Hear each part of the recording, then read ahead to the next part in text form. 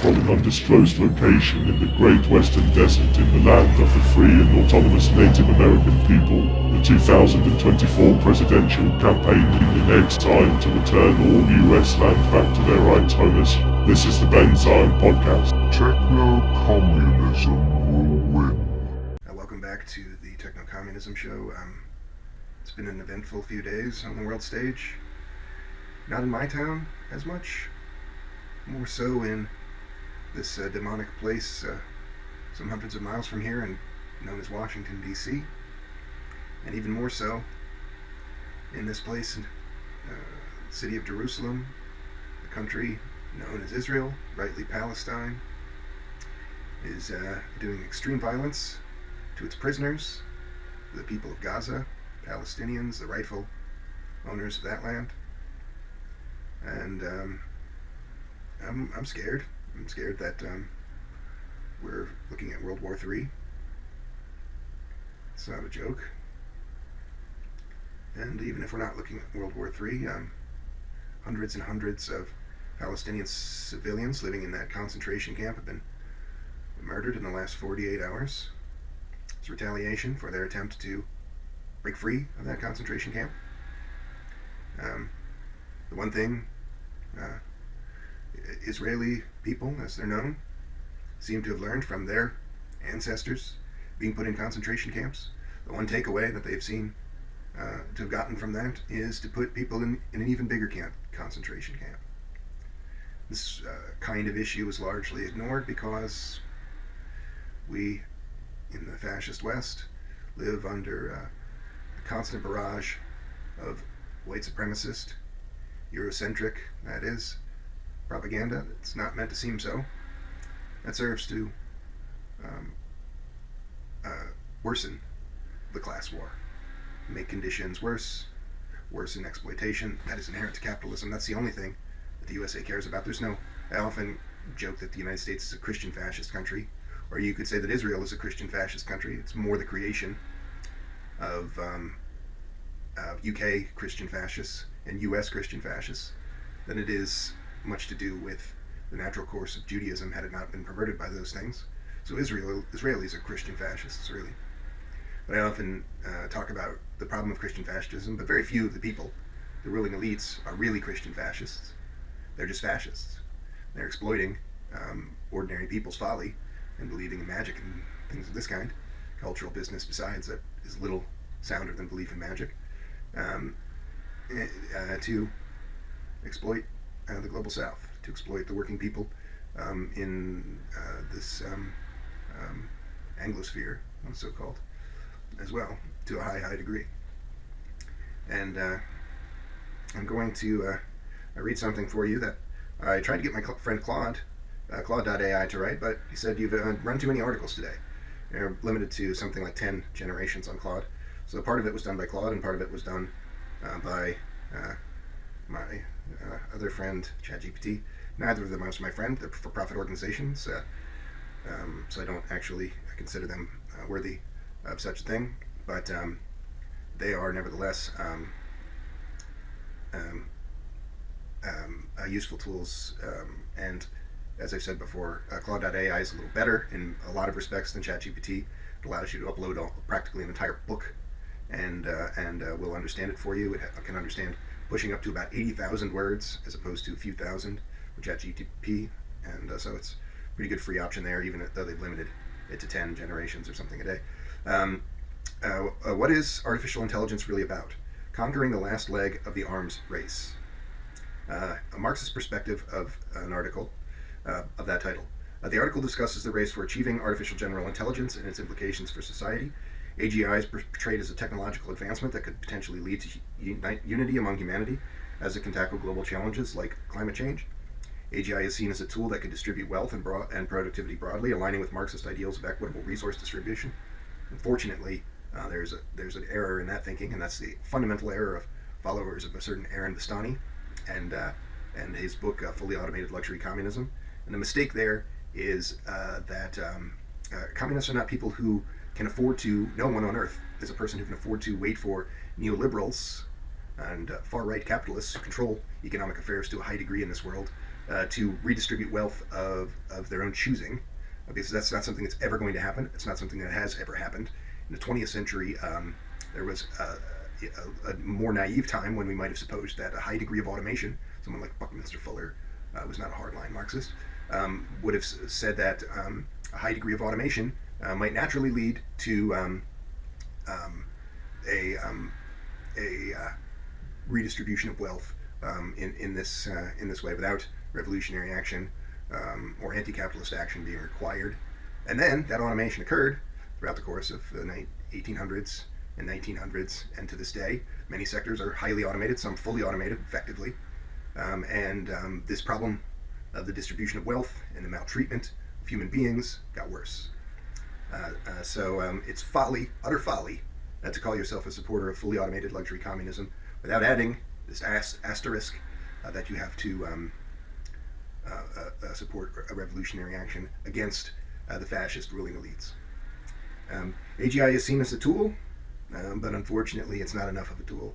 The article highlights the need for global collaboration and regulation to ensure AGI benefits all of humanity, aligning with Marxist internationalism. A second article in The Nation, a less shitty magazine than the one I just did not reference, but still has some liberal failings, made mention of many articles in the course of this video blog series, and almost all of them are garbage, the publications, but they maybe contain some information that we could try to interpret. But The Nation is not exactly garbage. It is mostly consistent with building a humane and sustainable economic system, but not revolutionary, and has some liberal failings besides. So people who write for The Nation would tend to be people who would probably like Aaron Bastani more than I do.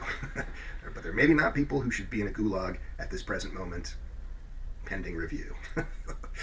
And one of those people perhaps is Kristen Godsee's Vision of Utopia in The Nation, is the name of the article, of course.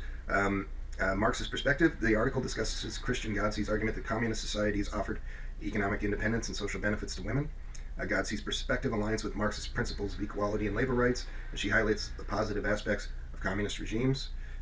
Godsee asserts that capitalism rolled back women's rights after the fall of communism, and that can be viewed as a critique of capitalist systems. The article is part of a broader examination of the legacy of the Russian Revolution, connecting it to Marxist ideals of social change.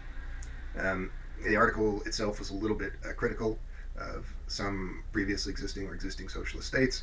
I don't like to hear those criticisms. There's nothing you really need to say about the USSR except that in 1917, the USSR came into existence in that exact moment, and from 1918 to 1919, the fascist US and other fascist Western allies attempted to invade and turn back that situation, so this socialist experiment could never even enter the public consciousness or double the life expectancy of the people living there as it did in the course of just a few years. There's nothing that you can say. The failings of attempts to build a humane and sustainable economic system that shouldn't first be prefaced with fascists at every turn were trying to kill that thing, and any corruption of that system stems from fascism. And this is something that very few critics of Marxism who call themselves Marxists, or let's just say ultra-leftists, will ever mention. They don't mention the fascist USA. They only focus on the failures themselves, and fuck those guys. Half of them are cops. They're cops upholding global fascism by tricking you with this narrative. The third article is Sam Altman, AI will replace most jobs. Universal income is the solution. I used to sometimes write about universal basic income. I used to be more of a universal basic income advocate. I'm more skeptical now as I've read more Marxist theory. And I also would hold that almost every basic income advocate is basically a liar. For example, there's a man named Zoltan Istvin, who I got to know a little bit, who was a United States transhumanist presidential candidate before I was elected to that role. I was elected to that role for the 2020 election. I then turned it down, and I realized how fascistic that organization was. Zoltan Istvin appointed himself to that role in 2016 when he stole that party's name from the other people who were using it via patent trolling. Zoltan Istvin, however, was at that time somebody who I believe to be an earnest basic income advocate. Fast forward to early 2020, there's a pandemic that spreads around the world, and Zoltan Istvin is not talking about a basic income that would have alleviated some of the problems of this pandemic. He's instead talking about not having lockdowns or other measures because that would harm the business community and slow the singularity, which is of course nonsense, because the greater harm to the economy is done by the fascist institution and capitalist institution holding back human potential to an almost unfathomable degree. Stephen Jay Gould said, and I'm paraphrasing, "I'm less concerned with the quality of Einstein's brain in a jar than I am with all of the potential Einsteins who died in penury, working in sweatshops and laboring in fields when they could have done good things." And that describes basically all of humanity, and any person upholding a capitalist system, as the fascist transhumanist party and this fascist Zoltanism will tend to do, are people who have no understanding of the world around them. And that was something that I realized in the course of early 2020. After I got coronavirus on assignment for the transhumanist party, I wasn't too happy about that. I kind of got a little angry around that time. I'm trying to deal with that anger, but don't fuck with me. I'll put my fist through your fucking head. More Marxist perspective. Sam Altman's prediction of AI replacing most jobs aligns with the Marxist view that automation can lead to technological unemployment. The proposal of a basic income, or universal UBI, to support those displaced by AI resonates with Marxist ideas of addressing income inequality. Resonates, but not aligns, because for the most part, people who are engaging this are engaging in a limited hangout, as Zoltanism did quite demonstrably. They're pretending to like something that would be of interest to left-leaning people. If it ever becomes a realistic prospect, they immediately abandon the hangout and return to safer fascist waters. But if there were people who were to introduce a basic income that didn't strip away other services, or wasn't otherwise some kind of poison pill, and it did become a reality, I would not campaign against it. But I haven't met, of Zoltanism, you can say almost the same thing of the more well-known basic income advocate, Andrew Yang, who I also met. I don't know either of these people very well. You could say I had something more like a working relationship with the latter, the former, rather. Altman's suggestion of taxing AI using companies to fund UBI reflects a Marxist perspective on wealth redistribution. Critics argue about new jobs emerging and the potential slowdown of innovation due to taxation, and this echoes debates within Marxist thought about the impact of automation on the labor market. The taxation slowing innovation line is not something that any Marxist would say, but thanks anyway, Claude. In summary, these articles touch on various aspects of technology's impact on society with a Marxist lens, emphasizing the potential for technology to unite humanity and exacerbate economic disparities. The discussion of AGI, women's rights under communism, and AI's impact on employment all intersect with Marxist themes, intersect in a roundabout way, of equality, labor, and social change.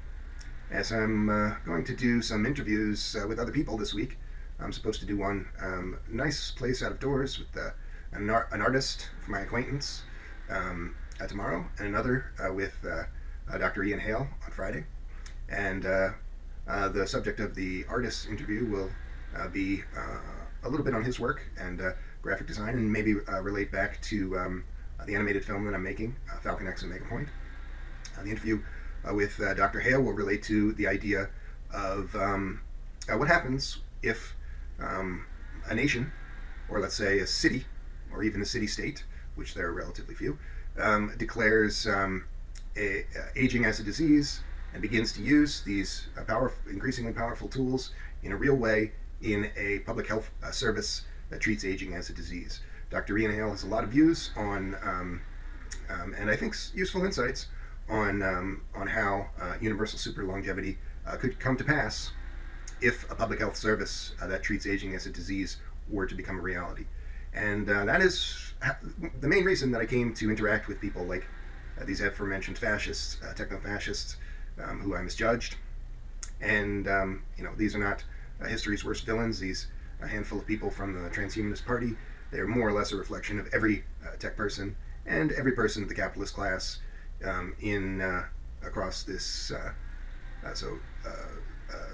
across the so-called Anglosphere, the imperial core, these 800 million European and European immigrants that live around the world, and these are mostly pretty bad people, right? The people who have exploited others They're people who continue to uphold neocolonialist institutions that do precisely that. There's more people effectively in bondage today than there ever was at any time in Earth's history. When you consider the reality of wage slavery, for example, in the United States, there's very, very few people in literal bondage, but 80% of the people are earning artificially low wages and have artificially high rents, and so they're effectively living in this company town where they're treading water and losing, they're drowning, and that's a system that almost to a man European males uphold. But I came into this in the hopes of doing good things in this world of super longevity and working toward universal super longevity. For example, the last project of substance that I worked on, I won't say with the Transhumanist Party, but people that I met through the Transhumanist Party, was one where we made some inroads into working, and I say we, an organizer from South America and an expert who I was working with at the time on this prospect, made some inroads into seeing that the city of Buenos Aires in Argentina, higher level officials there would receive a proposal and consider a proposal to declare aging a treatable condition, and we had no other ask of them in terms of resources except to make such a declaration for that city, and then allow people in this community to begin to try to facilitate that. So there was no real economic cost to them for doing that, but a political cost, which would have been high, probably higher than they would have paid. This was something that I spent a good deal of time writing about and working on at the beginning of 2020, and then a pandemic spread around the world, disrupting not only that project but my life as well. And the small silver lining in that, such as it is, because I don't consider disruption of that order of magnitude good under any circumstance, was that I started to, in time, think more seriously about the world and read Marxist literature, pay heed to serious Marxist thinkers, and avoid these fascist sympathizers cleverly concealed throughout the United States and elsewhere. And I would encourage you to do that as well.